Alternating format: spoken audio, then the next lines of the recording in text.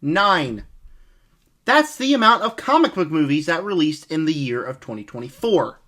Well, this year, we only have 4. Yeah, that's quite a big drop-off.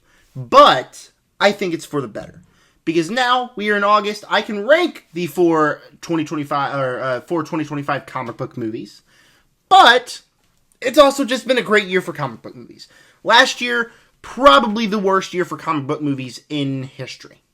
We didn't have a single good one except Deadpool and Wolverine. This year, we have 3 that's in my top 5. 3 out of 4 comic book movies that released this year are in my top 5 of the year. It's been a truly phenomenal year for comic book movies. And today we're going to rank them. But before I dive into that, it would do me a huge favor if you would just subscribe, hit the like button, and hit the bell so you never miss another comic book movie ranking. And go down below in the comment section and let me know what is your ranking of the 2025 comic book movies. We got Brave New World, and this is in release order. We got Brave New World, Thunderbolts, Superman, and Fantastic Four First Steps. And I would love to know your ranking of those films. And with that said, coming in last place, Captain America Brave New World. Now, it's very worth mentioning that I don't think there's a terrible movie on this list. I don't think this movie's particularly great. I think it's more mid, fine at best. But last year, like, we had The Crow, and we had other things that were just absolutely abysmal. This year, for comic book movies, have been some of the best ever. This one is not that bad. I like some things that they do here. Obviously, I love Sam Wilson as Captain America. I don't understand that the hate that he gets. Anthony Mackie is great in the role. His co-star as the new Falcon, he's okay. There are some solid action sequences here. I think the third act fight with Red Hulk is actually pretty fun.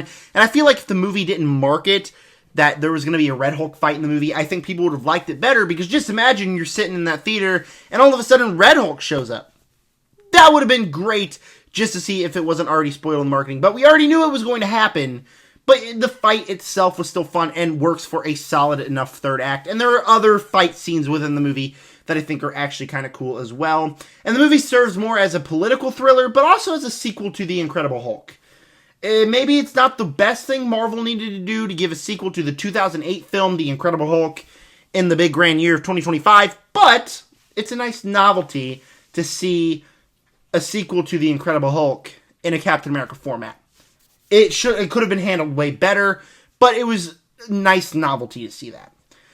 The movie does feel like a Disney Plus movie. I rewatched Captain America or Falcon and the Winter Soldier, and I didn't like it at all. I used to love the show. I couldn't even finish it because I thought the writing was so god awful in the series. And this film has the same writers, and it has the same people that worked on that show. So it doesn't really work, and the vibe itself definitely feels like it's something that I'd sit at home and click on Disney Plus. It didn't feel like anything I'd be paying $30 to go see on the big screen. And just the vibe of it all, the writing, it's just extremely flawed. As much fun as I had watching the movie, I left it thinking, yeah, it was fine. It's forgettable. I really haven't thought about the movie except to do lists like this because we had 2 bangers from the MCU. And the best thing I could say about this movie is I think this closes off an era of the MCU where we're just focusing on just content, just pushing content out instead of good quality films and shows. And I think this marks the end to that because Thunderbolts seems to have started the beginning to a new era of MCU or getting back to the old era of MCU.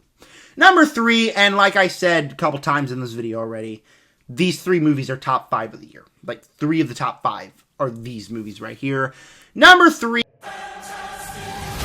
First Steps. I am a massive Fantastic Four fan. As a kid, when they did the McDonald's toys, the Happy Meal toys for Fantastic Four Rise of the Silver Surfer, I got the one of the Thing, and I used to carry that thing around everywhere. If it would get destroyed, if my dog chewed it up, or a guy ran over by a lawnmower because I left it outside, which has happened, my mom would just go on eBay and order another one. In fact, a couple weeks ago, we were sitting in my room, my old room, and we were talking, and she's like, hey, remember this? It's got a leg missing. I'm going to order you one on eBay just for nostalgia purposes. That was my childhood. Loved the Fantastic Four.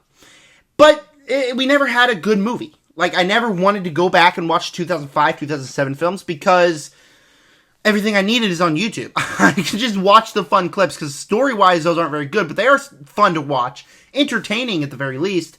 But then you get Fan4Stick, which I saw in the theater and I don't remember hating, but I don't remember liking, and I just never wanted to go back to it. In fact, I wanted to do a Fantastic Four review on the channel, but I just didn't want to go back to any of the movies because we have a perfect one right here. After all this time, we have a perfect Fantastic Four movie. Not only is the family just have this great dynamic, Pedro Pascal, Joseph Quinn, Ebon Moss-Bachrach, and Vanessa Kirby, all four just embody these characters and are by far the best representation of these characters that we have ever gotten. But Galactus is the standout here, surprisingly. In a movie that I love, the Fantastic Four, Galactus, seeing that on IMAX, and then again seeing it in the drive-in, still takes my breath away. The first scene that we see him, the big final sequence, my jaw was on the floor. I also think the Silver Surfer in this movie is great. Jennifer Garner plays that character perfectly. There are some great action sequences. The usage of the powers are great. And overall, it just has a nice vibe to the world of the Fantastic Four because it is a separate universe away from the mainline, mainstream MCU. So this movie was great. And it's only an hour and 55 minutes. Yes, they cut a lot of stuff out. Yes, that is a problem. But I didn't feel the runtime at all. Watching this movie, it started at like 10:30 p.m. after Freakier Friday at the drive-in. And I sat there, maybe the first half hour, I was like, okay, I'm getting a little tired. All right, yeah. But then once it gets into its stride, it's like you're sitting there and then the snap of your fingers and it's done. It flies by. So the pacing is perfect and it's just a perfect world with perfect characters. They captured everything I wanted them to in this film. At my number 2 spot, Superman. Now, these movies are very close. Like, genuinely right out of the theater, I had pretty much the exact same reaction. Like, that's a comic book movie. I love that movie. And so, I think I'm going to push this one ahead of Fantastic Four just because of the fact that this movie has more emotions. That movie had some great scenes, specifically with Vanessa Kirby and her child Franklin. But this movie has the more emotional scenes as he realizes that the Kents have been his family all along, and as we dive into the third act, genuinely had emotions that made me cry. This movie is probably the most comic booky movie of all time. We're set inside this metropolis that genuinely has a big threat every single day with awesome action sequences. I mean, at one point he's fighting a kaiju who just comes so far out of left field. At one point, he's just fighting this warp hole and Metropolis is getting destroyed. It's awesome comic booky stuff and it just took me away to this world, similar to what Fantastic Four did. Also, Superman, David Corenswet is great. Rachel Brosnahan as Lois Lane, the best iteration of both of these characters, at least in my opinion. I love the romance here. You also have Mr. Terrific, who's great. Guy Gardner, who's awesome. Isabella Merced as a Hawkgirl, who is awesome. And Anthony Carrigan as Metamorpho. The Justice Gang right there, I think, are all great and great iterations of these characters. And a lot of people said before the movie was coming out, oh, it's going to be overstuffed with all these characters. It's definitely not. I didn't feel like the movie was overstuffed whatsoever.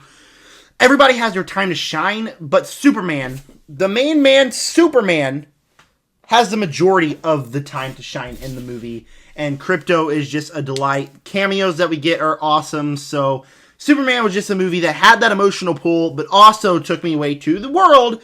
As someone who's not the biggest Superman fan, it made me into a Superman fan. But my number 1 comic book movie of the year, my number 2 total in the year, I'll just be 1 second. Thunderbolts! Thunderbolts! That's a horrible Alexi interpretation. I wanted to show off the Steelbook because I love the Steelbook. I mean, you got the asterisk, you got all the hands. It's pretty awesome. Then on the back, you got the New Avengers with all the characters. I haven't rewatched it yet. I've been working on a video that's coming out this weekend, and I haven't had time to rewatch it yet, but I've been dying to.